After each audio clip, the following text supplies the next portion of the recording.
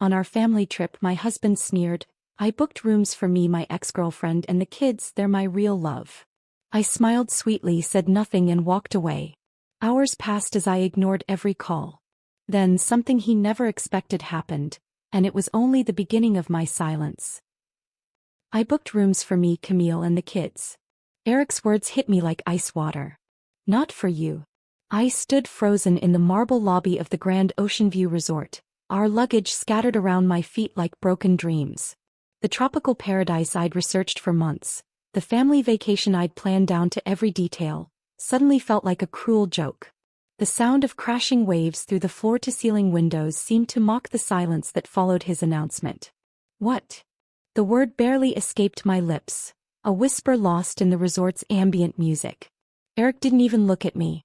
He was too busy checking his phone, that familiar cold indifference painted across his face.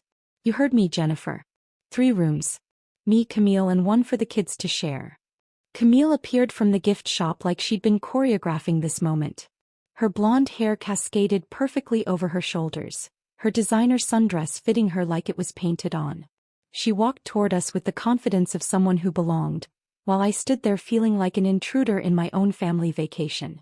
"Eric, darling," she purred, sliding her manicured hand along his arm. "Did you tell her about the arrangements?" The lobby suddenly felt suffocating. Families chatted excitedly around us. Children giggled as they ran toward the pool. Couples held hands while checking in. Everyone looked like they belonged in this picture-perfect scene. Everyone except me. "Mom." Charity's small voice cut through the tension. At 8 years old, she was the youngest, still young enough to sense when something was wrong but not old enough to understand the adult games being played around her. "Where are we sleeping?" Chase, my 14-year-old, shifted uncomfortably beside his little sister. His eyes darted between his father and me, the weight of loyalty pressing down on his teenage shoulders. Jeffrey, at 16, had learned to retreat into his phone during these moments, but I caught him glancing up, watching. "Your mom will figure something out," Eric said dismissively, signing the registration paperwork with theatrical flourishes. "She's resourceful."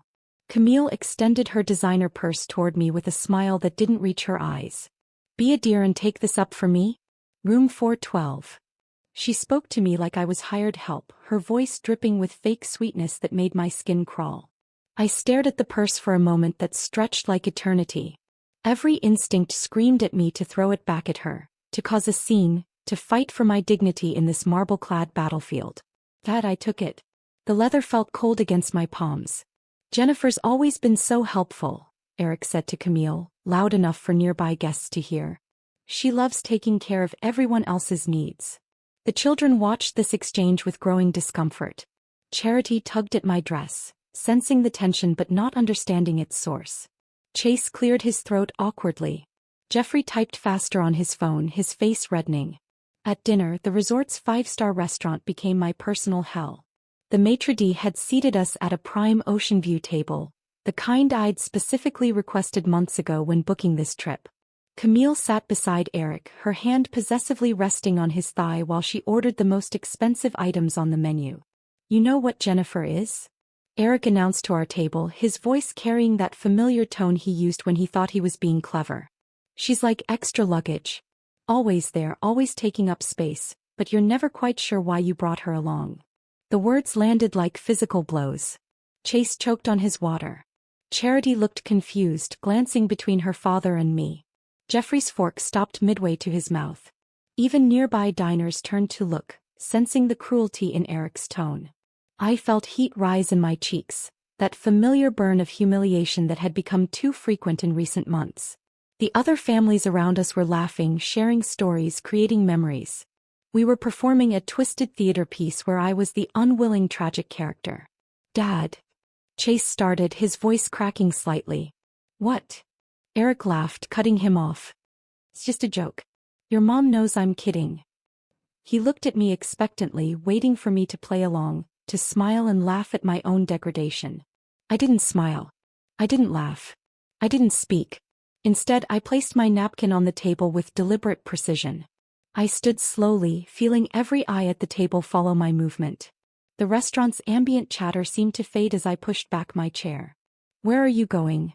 Eric's voice carried a note of surprise.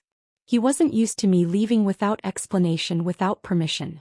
I looked at him for a long moment, memorizing his face, the way his eyebrows furrowed with confusion, the way Camille's hand tightened possessively on his arm. I looked at my children, their faces reflecting worry and embarrassment and something else. Maybe respect. Then I walked away. My phone started ringing before I even reached the lobby. Eric's name flashed on the screen again and again. I let it ring. In the elevator it rang. Walking down the hallway to my hastily booked room it rang. As I slid the key card and stepped into my sanctuary, it continued its desperate song. I powered it off. Alone in the quiet luxury of my ocean view suite, paid for with my own credit card, I opened my laptop. The familiar glow of the screen illuminated my face as I logged into our financial accounts. The ones Eric assumed he controlled, the ones he'd forgotten were actually in my name. As I scrolled through investment portfolios, business accounts, and property deeds, I realized something profound. Eric had just made the biggest mistake of his life. He'd pushed me too far, humiliated me too publicly, forgotten too completely who actually held the power in our relationship. My silence tonight wouldn't be weakness. It would be strategy. The laptop screen glowed in the darkness of my hotel room as I began dismantling 12 years of financial entanglement. My fingers moved across the keyboard with surgical precision, each keystroke calculated and deliberate. Eric had always bragged about being the breadwinner, the business mastermind, the financial genius of our household. What he'd conveniently forgotten was that I held the actual keys to the kingdom. I started with the investment portfolio. $73,000 in mutual funds, transferred to my personal account. The real estate holdings came next. Our vacation rental properties in Colorado, the ones Eric loved to mention at dinner parties as his investments, were actually titled under my name for tax purposes. I initiated the paperwork to convert them to my sole ownership. The business accounts proved more complex but not impossible.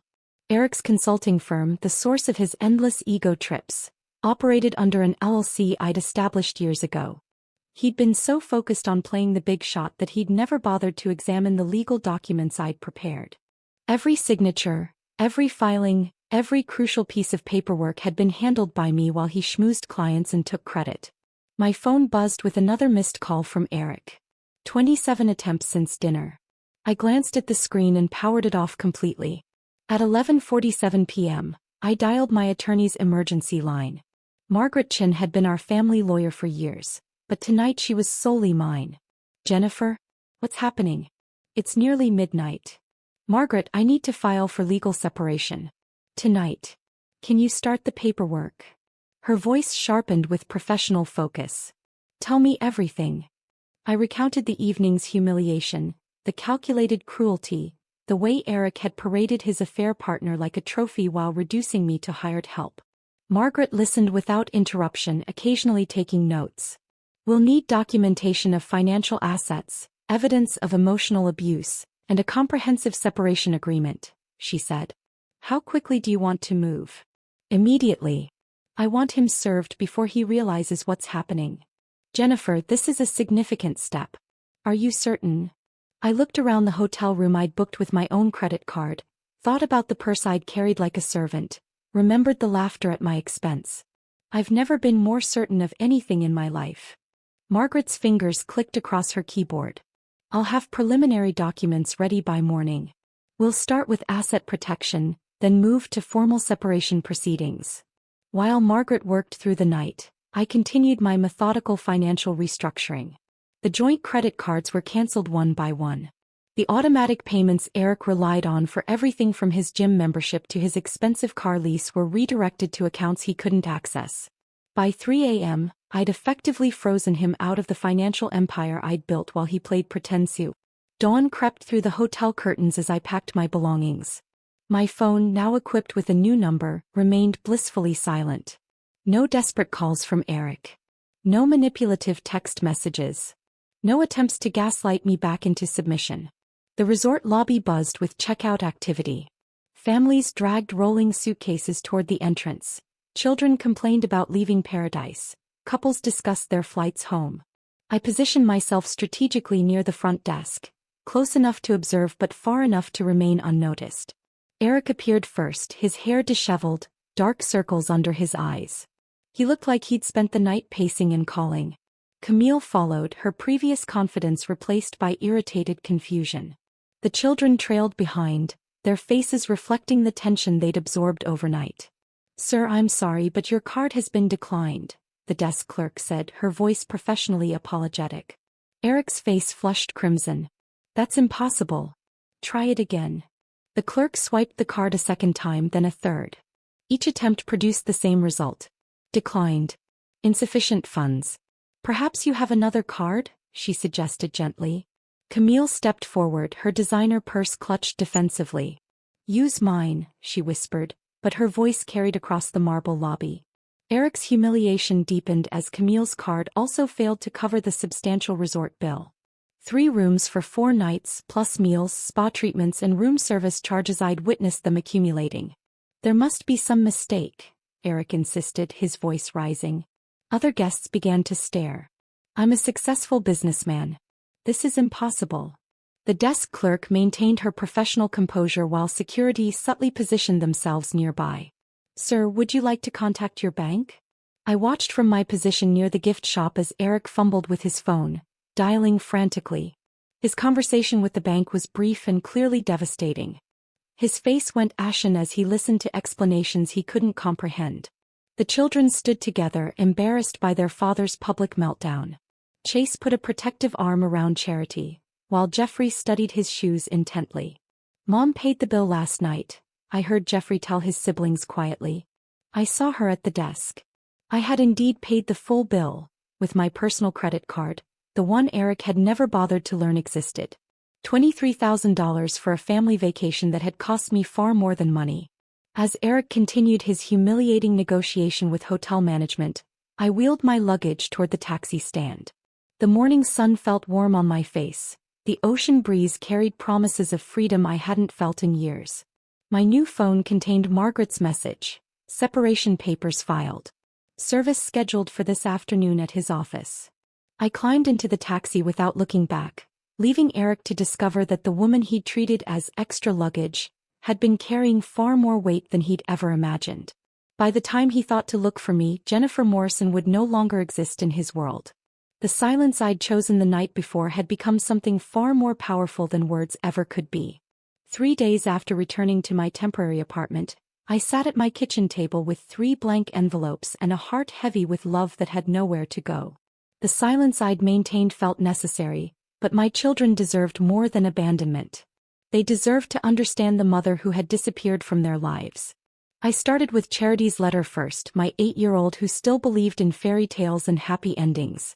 My handwriting trembled as I wrote about the morning she'd broken her arm falling from her bike. How I'd held her in the emergency room for 6 hours, singing "You Are My Sunshine," until the pain medication finally let her sleep. I reminded her of the purple cast we'd decorated together with butterfly stickers, how she'd insisted on wearing it like a badge of honor. Carefully, I slipped her old drawing into the envelope, the one she'd made for Mother's Day 2 years ago. Stick figures holding hands under a rainbow, with "Best ever" written in wobbly crayon letters.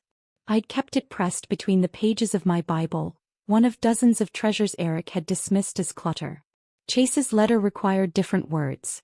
At 14 he was caught between childhood and becoming a man, desperately seeking his father's approval while still needing his mother's guidance. I wrote about the night he'd failed his first algebra test, how we'd sat at this same kitchen table until 2 a.m., working through problems until mathematics finally clicked. I reminded him of his first football game, when he'd scored the winning touchdown and searched the bleachers until he found my face, needing that moment of shared triumph.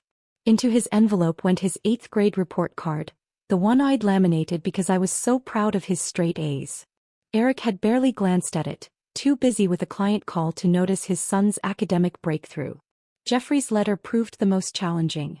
At 16 he was already building walls, preparing for the independence that loomed ahead.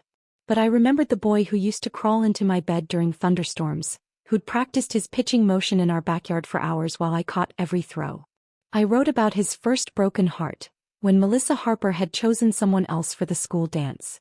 How he'd cried on my shoulder while I made his favorite chocolate chip cookies and promised him that someday a girl would see what an amazing young man he was becoming. His baseball glove went into the envelope, the one from Little League that he'd outgrown but couldn't bear to throw away. I'd found it in his closet during one of my secret visits to pack more belongings, tucked behind his trophies like a shrine to simpler times. I drove to their school and hand-delivered each letter to the main office, asking Mrs. Henderson, the secretary who'd known our family for years, to ensure they reached my children personally. "Jennifer, honey," she said, her eyes filled with concern. "Are you all right? The kids have been asking about you."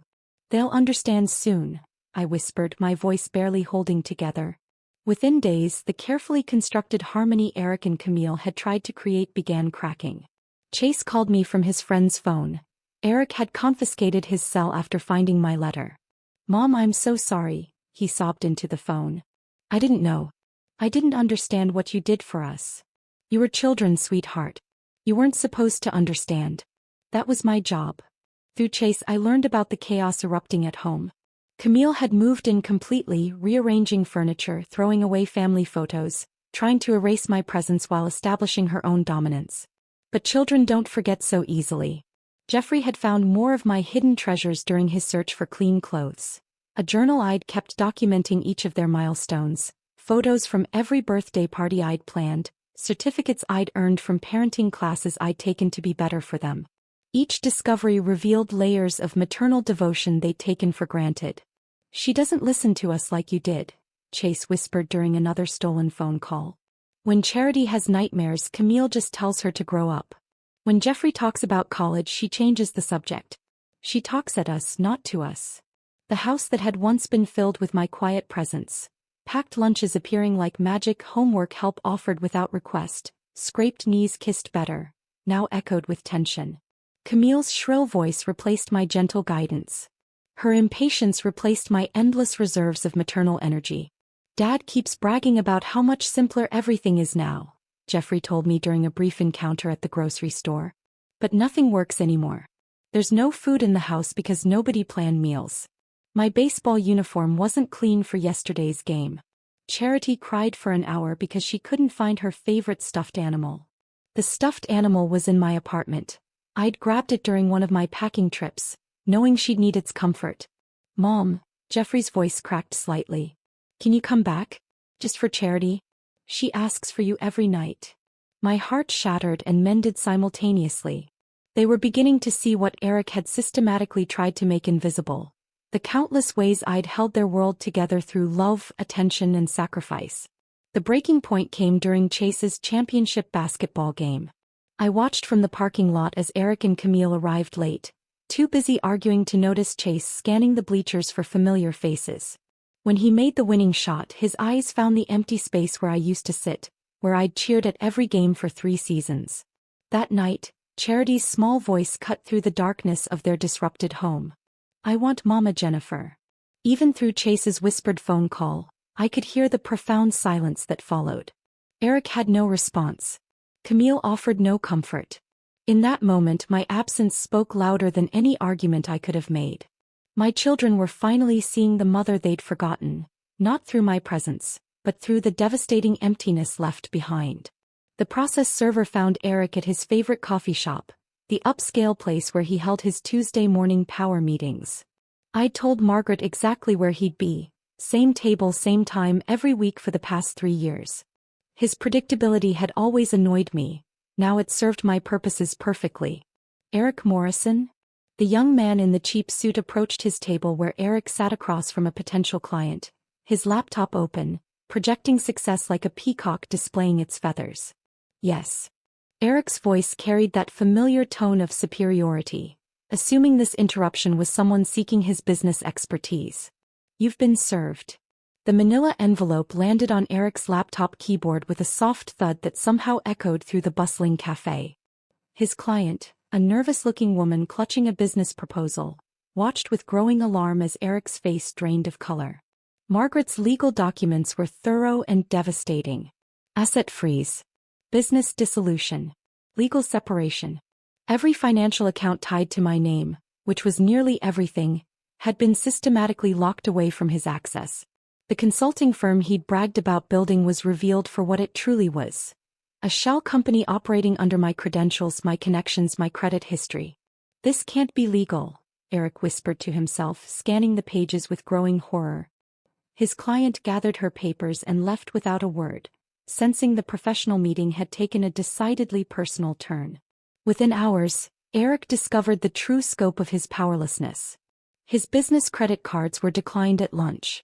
His corporate gym membership had been suspended for non-payment. The leased BMW he drove like a status symbol was scheduled for repossession. I'd been making those payments from my personal account for 18 months.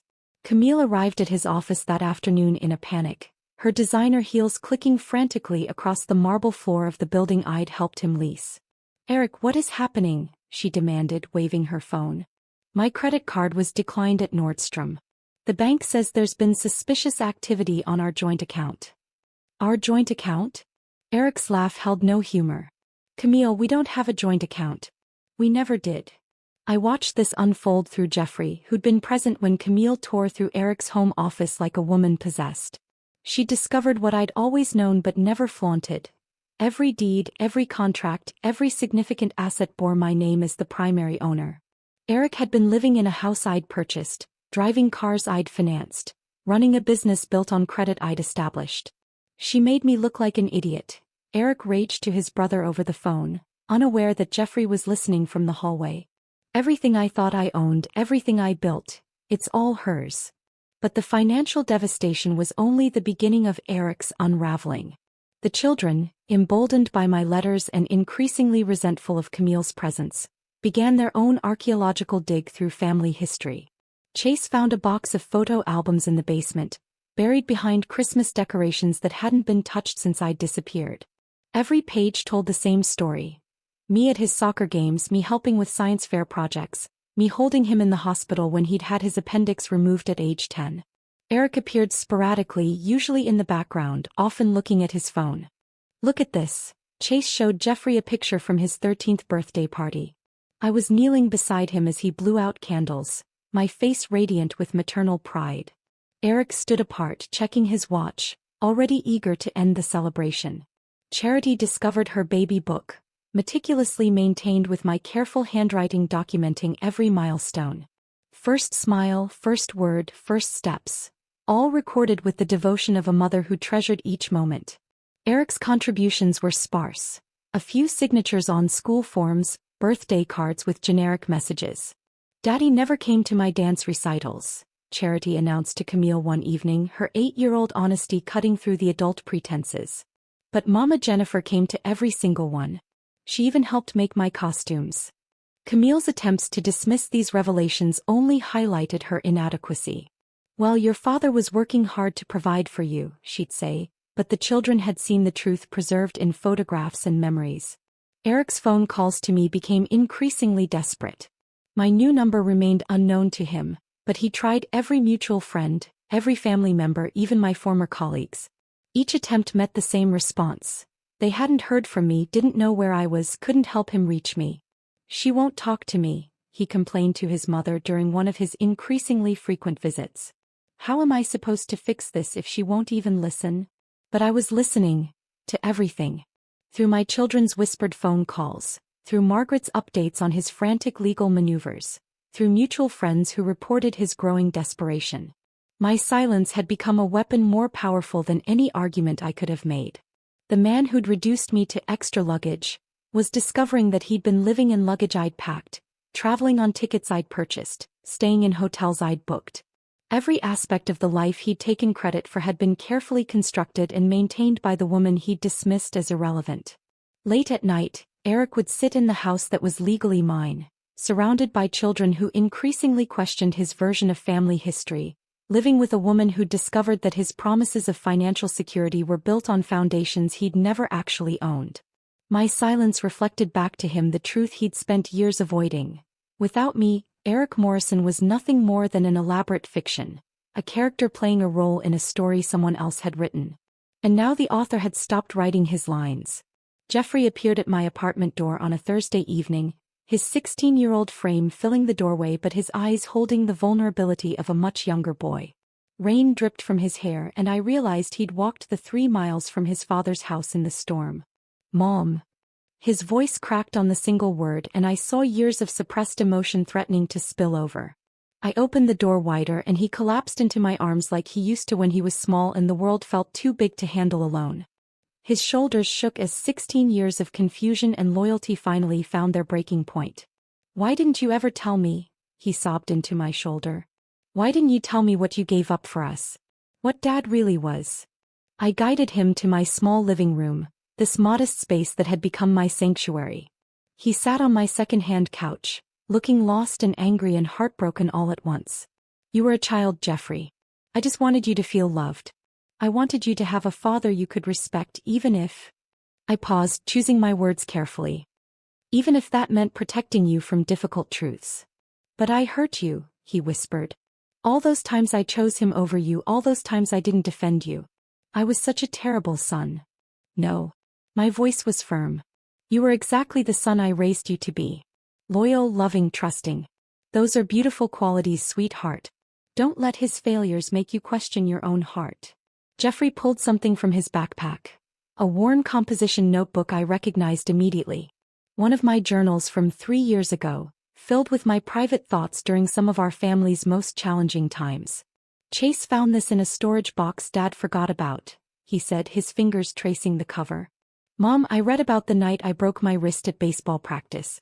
You wrote about sitting in the emergency room for 6 hours holding my hand while I cried.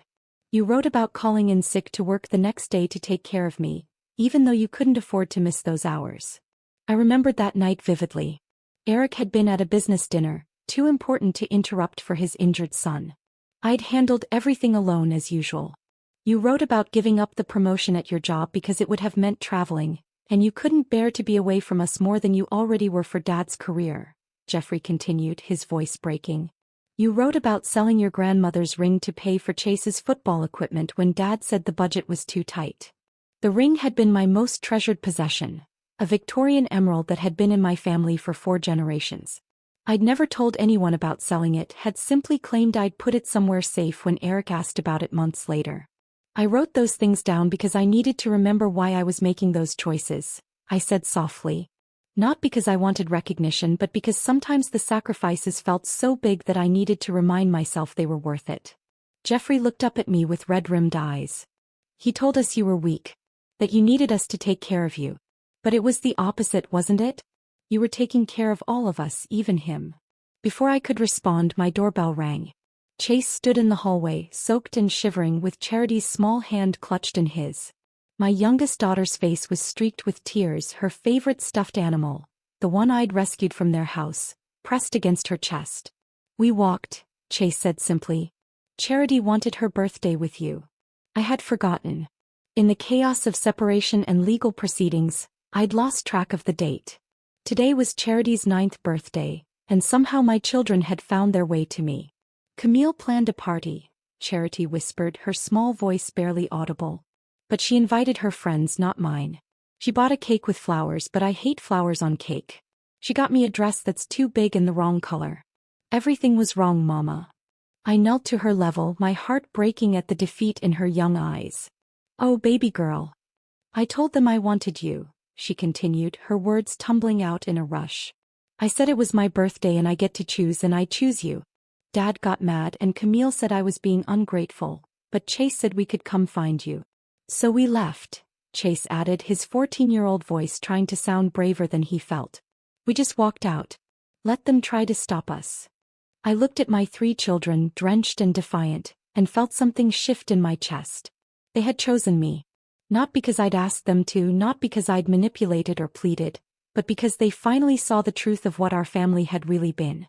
"Are you going to make us go back?" Jeffrey asked, his question holding years of fear. "Never again," I said, and meant it with every fiber of my being. "Not unless you want to." Charity launched herself into my arms, her small body fitting perfectly against mine like she'd never left. Chase followed, then Jeffrey, and suddenly we were a tangle of arms and tears and relief in my tiny living room. "I'm sorry, Mama," Charity whispered against my neck. "I'm sorry I forgot how much you love us." "You didn't forget, sweetheart. You were just confused for a while. That's not your fault." "We're not going back," Chase said, his voice stronger now. "We want to stay with you. All of us." I held my children close, feeling their heartbeats against mine, and realized that my silence had accomplished something no argument ever could have. It had given them space to see clearly, to choose freely, to come home to the love that had never wavered. My silence hadn't been punishment or manipulation. It had been protection. Protection for them to discover their own truth, and protection for me to preserve what remained of my heart. Now, with my children choosing to return to me, that heart felt whole again. The eviction notice arrived at Eric's door on a Tuesday morning in October, exactly 3 months after my children had walked through the rain to choose their truth. I learned about it from Margaret, who'd been monitoring the legal proceedings with professional satisfaction. "He's lost the house," she informed me over coffee, her voice carrying no triumph, only factual completion. "The mortgage payments stopped when you froze the accounts. He couldn't prove ownership because, well, he never actually owned it." I stirred my coffee slowly, watching the cream swirl into patterns that dissolved as quickly as they formed. And Camille? Gone. Disappeared the moment his credit card started getting declined. Apparently, she'd been job hunting since the resort incident. Found herself a pharmaceutical sales manager in Phoenix. Left while Eric was at his brother's house, begging for a loan. The house that had been our family home for 8 years now sat empty, its windows reflecting nothing but sky. Eric had been forced to move into a studio apartment across town, the kind of place college students rented when their parents stopped sending money. His BMW had been repossessed, replaced by a 10-year-old Honda with a dented bumper and a temperamental engine. Meanwhile, my children and I had created something entirely different. I'd purchased a small 3-bedroom ranch house in the next school district, close enough for the kids to maintain their friendships but far enough to establish our new beginning. It wasn't grand or impressive, just honest wood floors, clean white walls, and windows that let in morning light without pretense. "Mom, can we paint my room purple?" Charity had asked on our first day, her 9-year-old eyes bright with possibility. "Any color you want, sweetheart." We painted together that weekend, all 4 of us. Purple walls with silver stars that we applied one by one while music played from Jeffrey's phone. Chase accidentally got paint in his hair and we laughed until our stomachs hurt. Simple moments that felt revolutionary after years of walking on eggshells around Eric's moods. The boys shared the larger bedroom not because we couldn't afford better, but because they'd chosen to. "We've got catching up to do," Jeffrey had explained. 16 years of real conversations. I converted the garage into my home office, where I rebuilt my consulting practice using the business connections Eric had never realized were originally mine. Clients who'd respected my work but dealt with Eric because of his aggressive self-promotion now called me directly. My phone rang constantly with opportunities I'd forgotten existed. "Jennifer, we've been hoping you'd go independent," said David Chin, a former client who'd always made Eric nervous with his pointed questions. "Your husband's presentations were flashy, but we knew the real expertise came from you." 6 months passed before I composed Eric's final communication. It wasn't a letter exactly, but an accounting. A meticulous breakdown of every financial transaction I'd made on his behalf over 12 years of marriage. The document ran 37 pages, each entry carefully documented with dates, amounts, and purposes. $847,000 in mortgage payments for a house titled in my name. $124,000 in car payments for vehicles he'd driven like status symbols. $67,000 in credit card debt accumulated for his business lunches, golf memberships, and clothing designed to project success he'd never actually achieved. $43,000 in legal fees for business incorporations, patent applications, and contract negotiations he'd claimed as his victories. The numbers told a story Eric had never allowed himself to see. The story of a woman who'd sacrificed her own ambitions to build a platform for his ego, who'd worked tirelessly behind the scenes while he performed for audiences who were really applauding her efforts. But the financial accounting was only the beginning.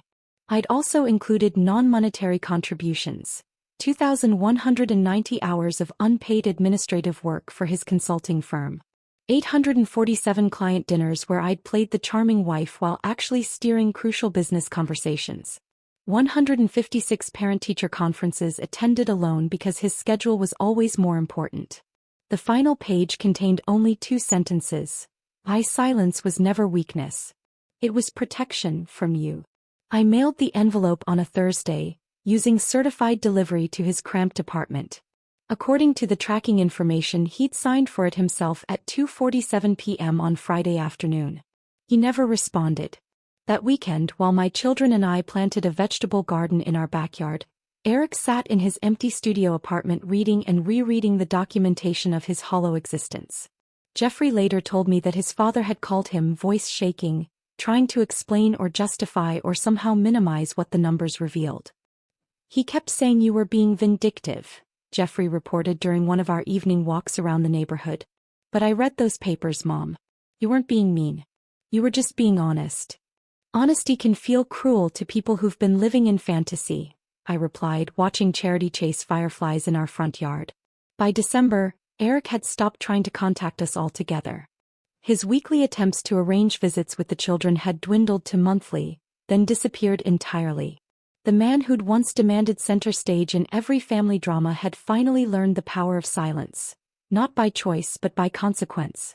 On Christmas morning, as my children opened presents in our modest living room, Eric woke up alone in his studio apartment to the sound of upstairs neighbors arguing. The silence he'd once imposed on me had become his permanent companion, echoing through rooms that held no laughter, no warmth, no evidence that love had ever existed within those walls. I watched my daughter carefully arrange her new art supplies, my sons debate strategy for the board game they'd unwrapped, and realized that silence, wielded with purpose, had given us everything we'd never known we were missing. Eric's world had shrunk to the size of his understanding, small, empty, and profoundly quiet. Ours had expanded beyond measure. If this story of silent revenge had you hooked, hit that like button. My favorite part was when Jennifer quietly dismantled Eric's entire world from her hotel room while he thought she was just extra luggage. What was your favorite moment? The declined credit card? The kids choosing her? That final envelope of truth? Drop it in the comments below and subscribe for more stories.